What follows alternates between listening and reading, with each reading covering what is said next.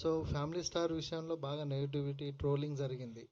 So దాని తాలూకు మీలో డిస్కషన్ ఏంటి? కేసు కూడా ఫైల్ చేశారు, దాని రిజల్ట్ ఏంటి?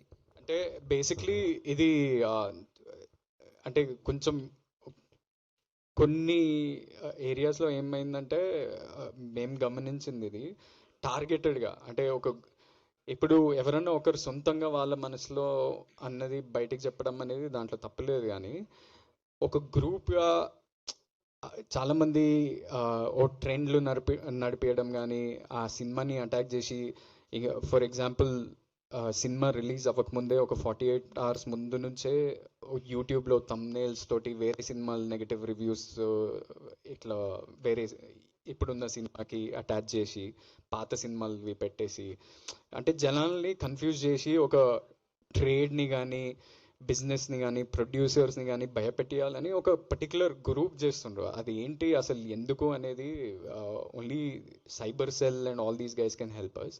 This is not about cinema చూసి మీరు నెగిటివ్గా మాట్లాడద్దు అనేది కాదు. అది మనకి that we have complete freedom of right to speak about a particular film. కానీ ఈ టార్గెటెడ్ అటాక్స్ ఎందుకు జరుగుతున్నాయి, మన ఇండస్ట్రీని చాలా టాక్సిక్ వేలో తీసుకెళ్తున్నాయి. This is not good for competition అనేది ఒకటి.